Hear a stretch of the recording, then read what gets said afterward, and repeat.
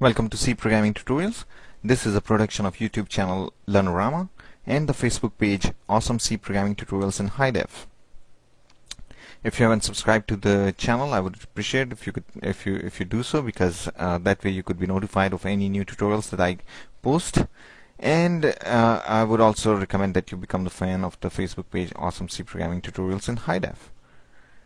Okay, in today's tutorial we are going to learn how to pass how to pass the structures to a function, and actually essentially there are two ways of doing that. So hopefully we will cover in this tutorial we will just be able to cover the passing by value passing structure by value to a function, and then in the next tutorial we will basically cover how to pass structures by reference. So let's get started. In the previous tutorial, it's not necessary that you have to watch that tutorial, because it's about how to represent, how to access structures using pointers. That's what I was talking about, but it's kind of related here also. So I still have that code up here. Let me just take the pointers out for now. Okay. So we were actually writing a program where we were trying to represent a rectangle. A structure that represents the data associated with the rectangle. So we call it a struct rectangle, and since every rectangle has two elements or two properties that actually define that particular rectangle, it's its length and width, we put this as the member of this structure, and this way we represent a rectangle using this structure in our program. Okay, so if I give you a length and width, you can uniquely you can understand what kind of you could draw that rectangle, if you will.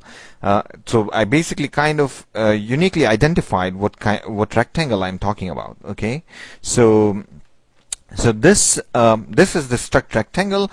Remember, this does not actually, from here to here, this does not actually define any variables, not even length or width. It just says that how a rectangle type variable, structure rectangle type variable is going to look like.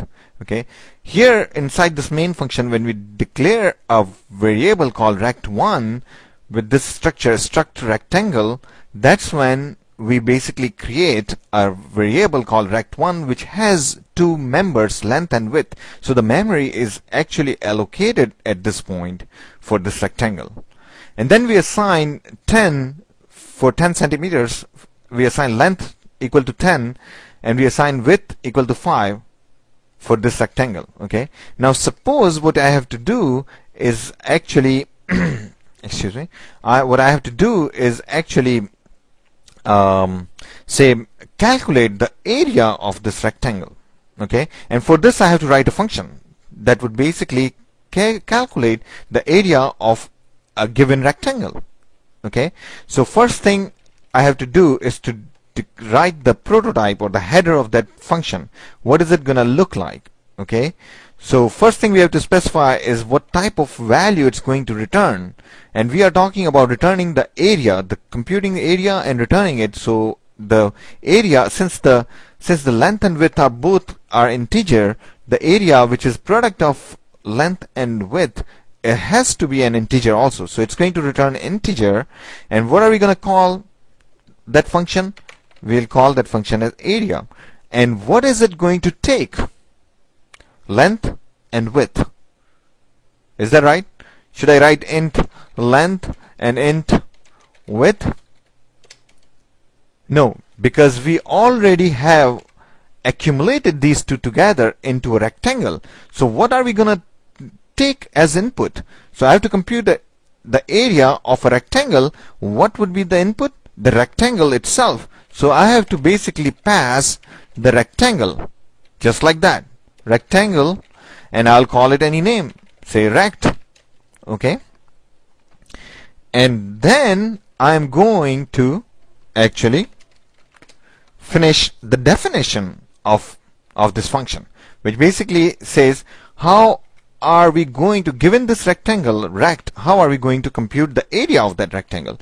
So it's very simple. We know that rect dot width dot length multiplied by rect dot width should do the trick, right?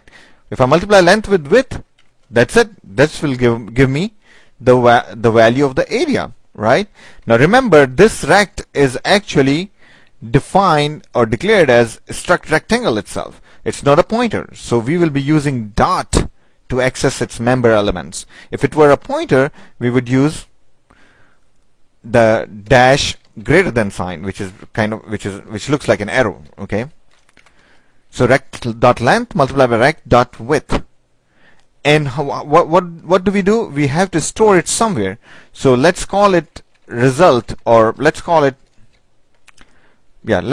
result is equal to rect dot length multiplied by rect dot width. This is perfectly okay. You declare the variable result and you initialize it directly by computing the area. This is perfectly okay. Or you could just declare that variable result and then you say result is equal to rect dot length multiplied by rect dot width. This is all perfectly okay. Okay, and then what we have to do, we have to return the value of result. Okay, this is it right here. This defines the whole function, how to compute the area and return it. Okay, now how are we going to use it? Very simple. We are going to call this function area and pass some rectangle.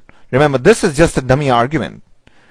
This says that given this rectangle, we can compute it like this, but when we call it, we have to give the real rectangle, and in this case the real rectangle is rect1. So we pass rect1 and this will compute area, but then it will return the value of the area, so we have to capture it somewhere, do something with it. Okay, so we store it in rect1 area variable. Okay, and before we use it, we have to declare what it looks like. What is the type of rect1 area? What should be the type of rect1 area? It should be the same type as the return value of this area, which is integer, because area is an integer here.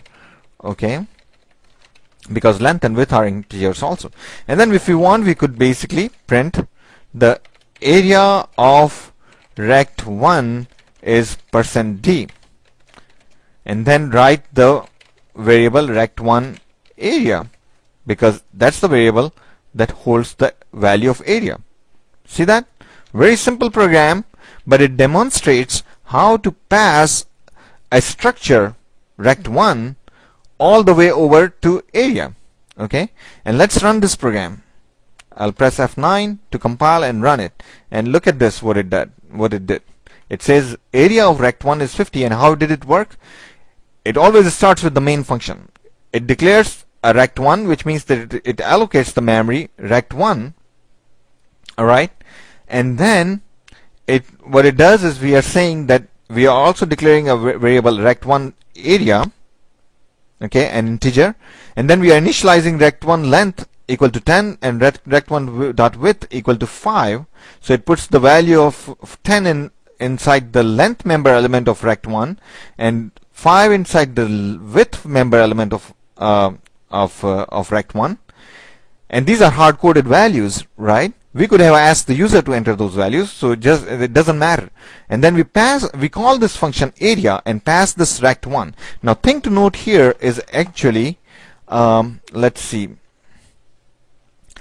The thing to note here is that, let's see.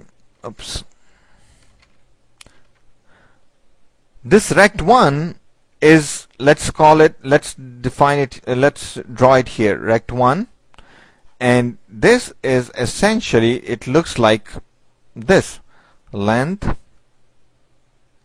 and width. And when we say equal to 10 and equal to 5, we are actually essentially storing 10 and 5 here. And then we are calling this function rect1, so we are passing it into rect. And remember, this is called passing by values. So what it does is actually it creates a copy, and rect becomes this thing right here, and it gets the same values as this guy here. And then this function operates on rect, and it computes the value 10 multiplied by 5 equals 50, and it passes that value back, and it gets stored in here, and then we print it out.